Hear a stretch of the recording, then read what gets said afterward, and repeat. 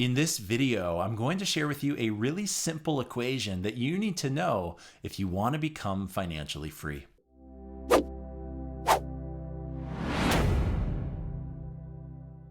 Hi everyone, and welcome back to the Financial Freedom System YouTube channel, where I help you upgrade your mindset, money, and more so you can live a life full of financial freedom and purpose. Today, we're discussing a topic that people think needs to be hard or complicated, or maybe in order to achieve it, it's going to be unorthodox and really out of your league. But I'm here to tell you that it's not. I'm here to tell you that you just need to know one simple equation and you need to do and live that out. And you can actually achieve financial freedom probably way easier than you thought. I'm not saying that it's easy, but the breakdown of how to actually achieve it is quite simple. So I've also heard it said before that financial freedom is a grade 5 math equation, so don't complicate it. There's an equation, it is super simple, and it is what I've been using over the past few years to create financial freedom. This is kind of like what my whole channel here and the content that I produce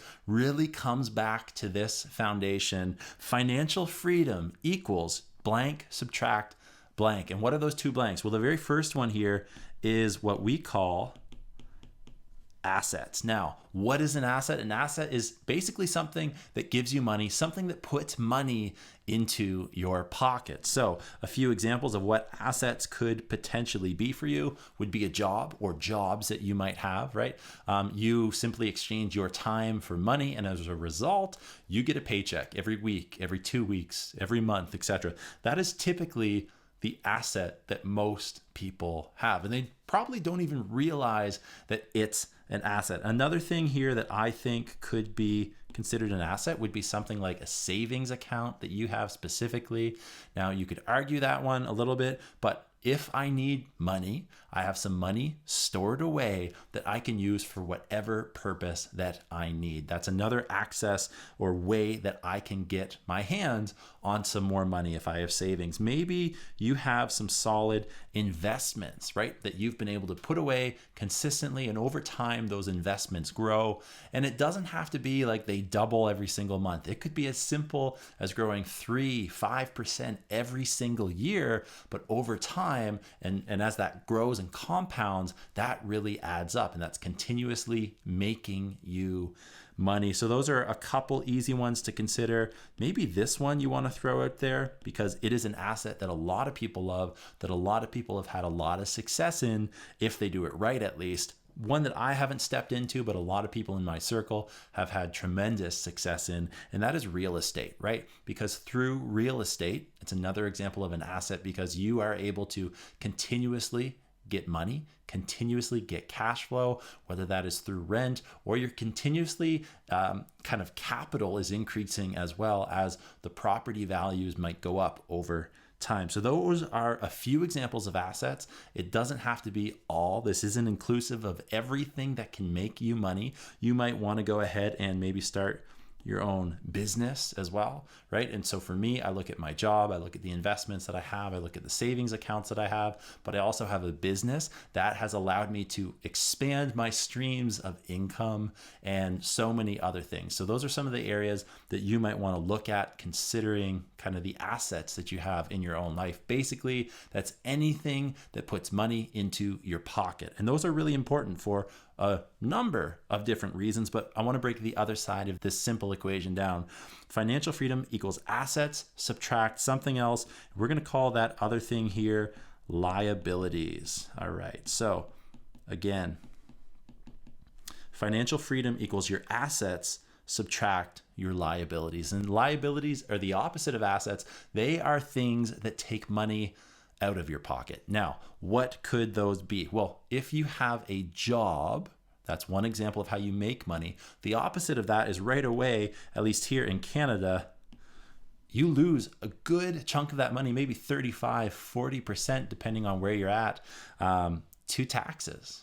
Right? And there are good things that come from as a result of us paying taxes, and there are bad things. That's not just in Canada. That's, yes, if you live in Canada, and that might vary from province to province, but also at the exact same time, you're losing taxes or money is being added when you buy something in the store to tax, and that varies depending on what province you're in or what state you're in. Also, what country you live in, because I know that the tax rate in Canada is different for the tax rate in the United States. Canada and the US would be considered areas that are high tax countries. And as a result, we lose a huge portion of our paycheck that goes to the taxes and goes to government, right? There are pros and cons about that. You can debate that all you want. But I've also lived in a country where there is no tax on the income that you make. So you get your entire paycheck. And there are pros and cons to that as well. But we're not here to debate that. A liability is something that takes money out of your pocket. Taxes, 99% of the time, are considered liabilities, at least in my book. So that's the very first things. Other things like bills that you have to pay, right? For me, I look at the bills that I pay every single month. Internet, that's a bill that I pay that obviously I would rather have that $120 every single month for me to do with whatever I wanted to, invest it, spend it, etc. Internet is one. My car is a liability as well. So that's one that people don't really realize what the true cost of vehicle ownership is. And so for me, if I bought my vehicle in cash compared to financing it like I did, I paid a certain amount every month. That was about $410, $420. But that's not the true cost of putting gas in it, of insuring it, of registering it and buying roof racks and things like that, kind of doing the basic upkeep, like getting my oil changed and buying tires with winter rims, because I need those here in Canada.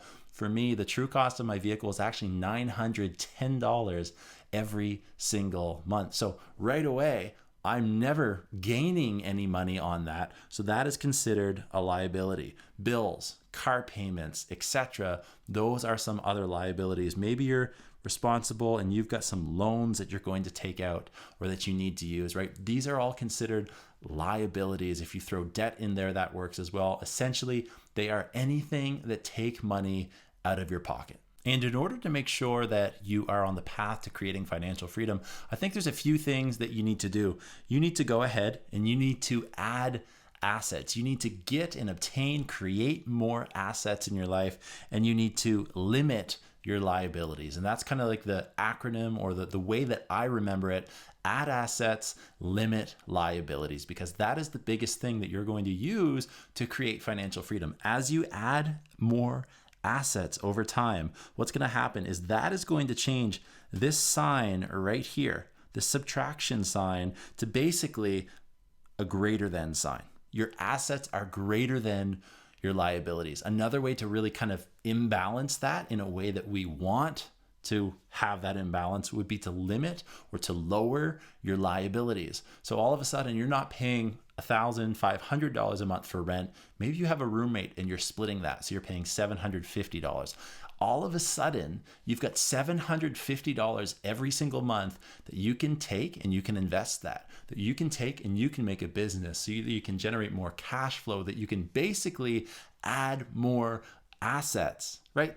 That's the whole balance here. If your assets are greater than your liabilities and you do this day in, day out, week after week, month after month, year after year, you're going to be well on to the path to create financial freedom. So this is a really simple equation that if you want to achieve financial freedom, if you're on that path to creating wealth, if you're looking to challenge the way that you're living, to make a difference for you, to make a difference for your family, to make a difference for the people in your circle, I challenge you to look at this simple equation. Financial freedom equals your assets being greater than your liabilities. You can do it. I know you can. Let me know if you have any questions down below, and please click the subscribe button so you can learn how to live a life full of financial freedom and purpose. And I'll see you in the next video.